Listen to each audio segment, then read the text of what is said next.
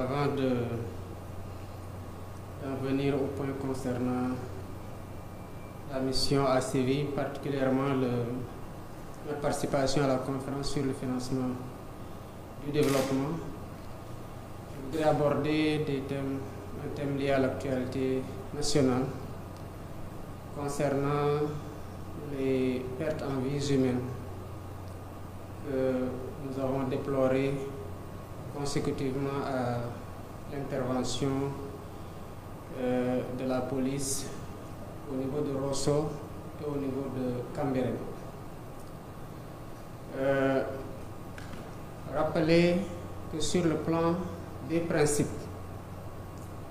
les forces de l'ordre sont censées rassurer les populations et les protéger. Les interventions ne doivent pas causer la mort.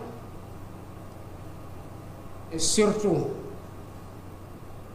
le fait que des citoyens, lors d'interpellations de la police, perdent la vie ne pourrait jamais être considéré comme une banalité.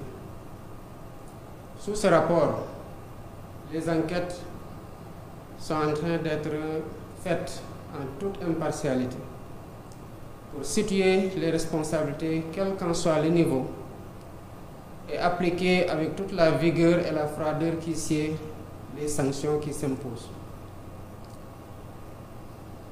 Des images que j'ai pu moi-même voir, il apparaît des scènes qui sont insoutenables et qui sont inacceptables dans le cadre d'interventions policières. On ne saurait se servir des citoyens qui ont fait l'objet d'une arrestation dans le cadre d'échauffourées contre la police ou contre un quelconque corps constitué dans les forces de défense et de sécurité. Se servir d'un citoyen interpellé comme un bouclier.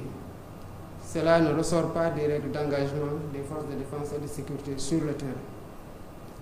J'engage donc le ministre de l'Intérieur, le directeur général de la police, pour m'en tenir au cas présent, à mener avec diligence les enquêtes, à situer les responsabilités et à soumettre un rapport circonstancié.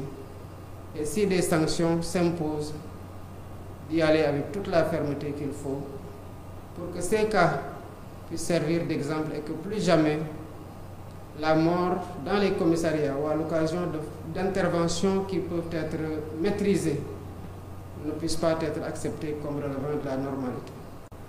Revenant sur le point de la conférence sur le financement du développement, nous y avons participé et avons défendu la position constante du Sénégal pour ce qui concerne d'abord la promotion d'un multilatéralisme inclusif, qui seul doit être le cadre d'action dans le respect du droit international pour une paix et une sécurité mondiale, sans laquelle il ne peut y avoir de développement. L'humanité, nous l'avons soutenue, ne peut tomber dans l'amnésie et laisser les vieux démons qui ont engendré la guerre dans des périodes sombres de notre histoire prendre le dessus. Encore moins accepter que tout ce qui a été bâti sur des décennies et des décennies, au prix d'efforts soutenus, quel qu'en soit le lieu, ne puisse être détruit par la guerre du jour au lendemain et que cela ne puisse faire l'objet d'une dénonciation collective et d'un retour à l'ordre mondial légal. Sur le plan de la dette, la position du Sénégal reste constante et nous l'avons défendue.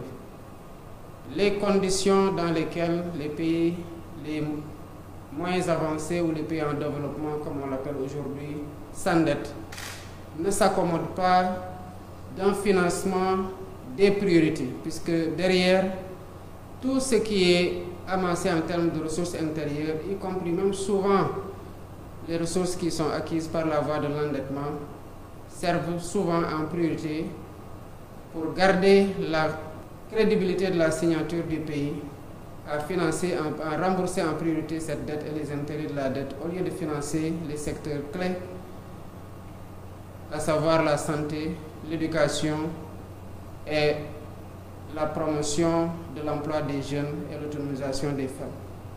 Ce discours a été le nôtre à Séville. Il le restera de façon constante tant que la voix du Sénégal portera, et elle portera encore plus haut, Inch'Allah.